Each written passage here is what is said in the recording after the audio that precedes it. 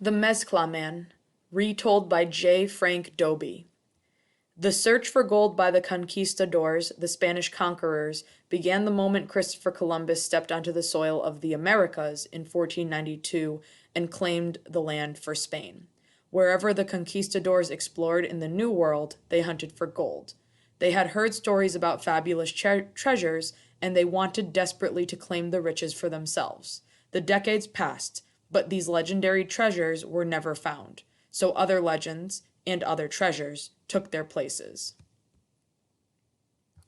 There were no banks in the Spanish Southwest, so when the rancheros, the ranchers, sold their wool and sheep, they brought their gold and silver home with them. Often they hid it in holes in the rock walls of their houses or buried it in their floors. Now, one ranchero had more sheep and wool than any other. He lived in the high hills of the Casablanca country west of San Diego, near the Nueces River. His house was a kind of fort, with the walls higher than the flat roof, and loopholes in the walls to shoot through. One time, after he had sold thousands of sheep and had conducted a caravan of carts loaded with wool to San Antonio, he brought home more gold than he had ever had before. Instead of hiding it in his house, he carried it to the highest hill on his ranch. There, black chaparral and cat's claw and other thorned brush grew so dense a jabalina, a wild pig, could hardly squeeze through. The top of the hill was flat, and in the middle of the thicket was a small natural clearing. The trail to it was dim and thorny. The cunning old Rico, the rich man, knew that. There, in the middle of the clearing, he made a man out of mezcla, a mixture of mud and straw or little sticks. The Mezcla Man was as big as a giant. His head was thrown back, and his mouth was wide open. He stood with his arms stretched to the east and to the west, and across his chest was written these words: Excava hacia el este y después hacia el oeste de la forma que mis manos están apuntando, y tú encontrarás el oro. Dig to the east and then to the west, the way my hands are pointing, and you will find the gold. After the cunning old Rico had finished making the Mezcla Man, there in the middle of the thicket on top of the hill where nobody ever went, and had written on his chest the waybill to the gold, he kept his secret. He raised more sheep, and his shearers sheared more wool for him, and he got more gold, and he hid it. Then one night, some bandidos, some bandits, came as quietly as the owl flies. They stole into the Rico's room, tied his hands behind him, and noosed him by the neck. Then they drew the other end of the rope over a beam and pulled the rope until the Rico's feet were kicking nothing but air. When he began breathing like a lassoed wild horse, they lowered him. The bandidos asked again and again, but the Rico refused to tell where the gold was. So they hung him up again and again, pulling the rope tighter and tighter until the Rico's legs finally made their last jerk. Then they all went to searching. They looked in the bed and under all the other beds. They got bars and dug into the floors and pried up rocks set into the fireplaces. They found candles and lit up all the rooms while they tapped and hammered on the walls, searching for secret little holes fitted with money boxes.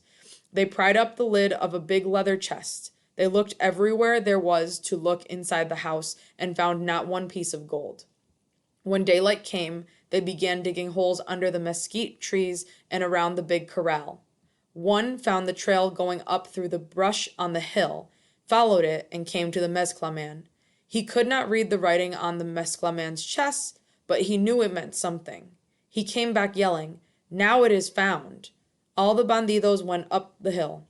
The leader read out the words, and quickly they dug under the hands of the Mezcla Man. Nothing.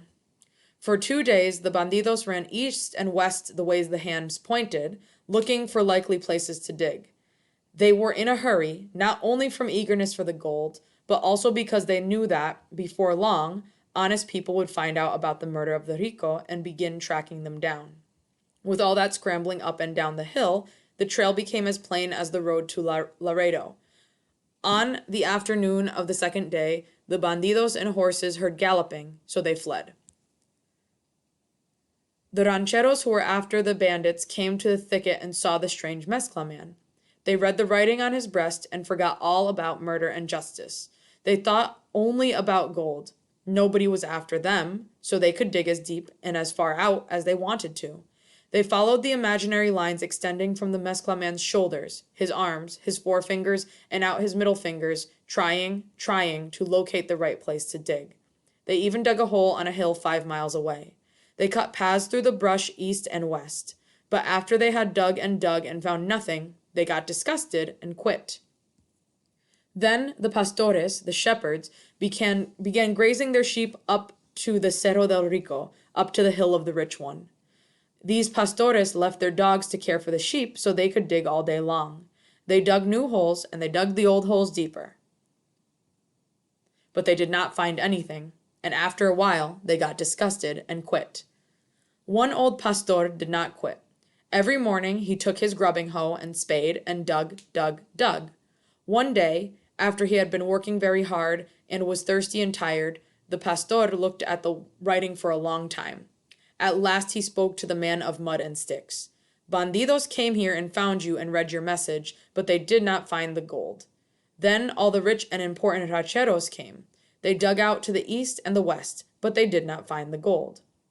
Then, after they quit, the pastores dug more holes and still found no gold.